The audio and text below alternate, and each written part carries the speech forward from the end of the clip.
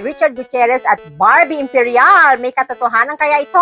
Ang tanong, di ba sila na nga ba o nililigawan ni Richard Gutierrez si Barbie Imperial? Pero ang kapatid, sila na daw. Yan na si Sara Labati.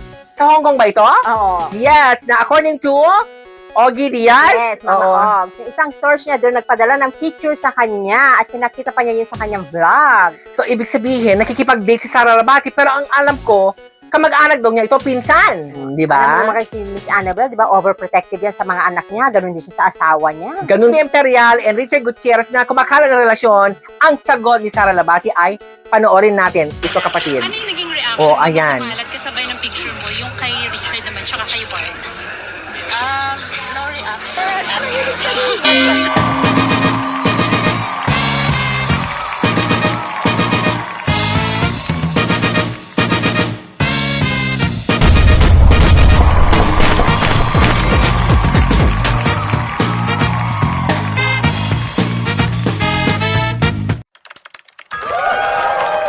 Welcome to the Back to Showbiz Balita naman tayo, Yes. kapatid. Ang mainit ito.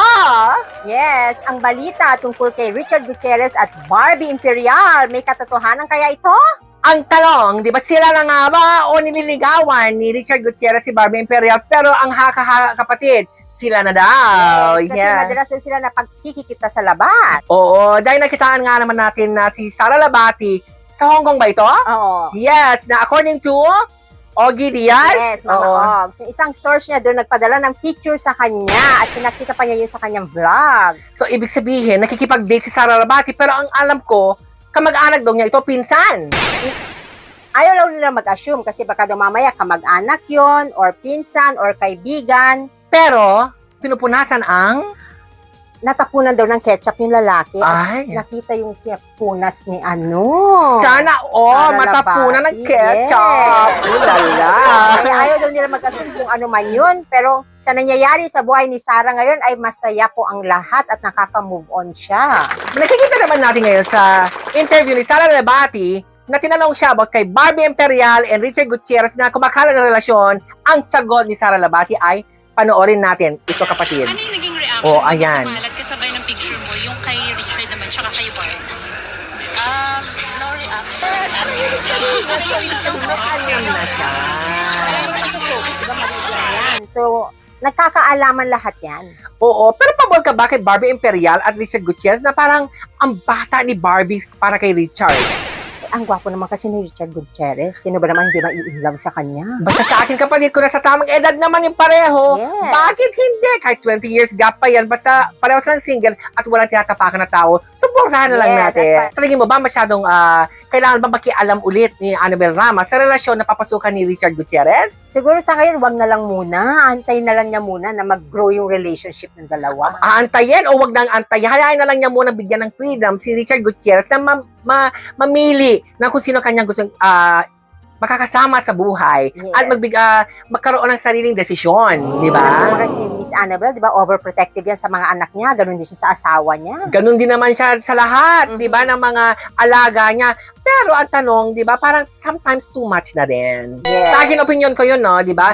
Minsan tama. O pag nagkakamali, bakit na lang hindi natin muna hayaan matuto ang anak natin sa kanyang pagkakamali or maling desisyon or matuto sa kanyang, alam mo, tahak niya sa buhay bago natin silang i-comfort at bigyan ng magandang advice. Kaya lang naman daw siya nangialam kasi bigla daw umuwi ang Richard Gutierrez sa kanyang bahay. Yun. So, nag-react siya. Oo. Siyempre ka naman sinong ina. Pag alam mo nakakata ng anak mo, protektahan mo yung anak mo. Exactly. Pero yung maglalabas ka ng baho nung kabilang kampo, foul na yun siguro. Di ba? Lahat naman tayo may kanya-kanyang baho eh. Yes. Di ba? Pero wala tayong narinig kay Sara Labati. Nakasiraan ng kabila. Di ba? Wala tayong narinig. Basta siya, move on, sinabing kastadora siya, nagpa-post siya ng mga Yes. ginagastos niya. Pero sa akin naman, pera yun ni Sara Labati na sarili niyang pera yun. O, di ba? Pati Oo. yung mamahalin na sasakyan na bago, yung mga bags. Nangaasar na lang siya. Yes. Nangaasar na lang niya siguro si kanyang biyanan. Sige, gastador, mag-post ako para pag-usapan. Di ginawa nga niya. Eh di lalong nag-iingay si Sara Labati at may show lalo siya ngayon na maraming offers. Oo. So, hayaan natin na mag-move on naman si Sara Labati. Yes. Anyway, basta kung ano mang meron sila ngayon kinakasama or karelasyon, Support na lang ibibigay natin, huwag na yung kasiraan! Exactly. Love, love, love. Yes, anyway, yan po ang aming opinion dito kay Barbie Imperial, Richard Gutierrez, at Sara Labati. Thank you so much for tuning in and we'll see you again soon. Sana all merong Yes. agad kapalit.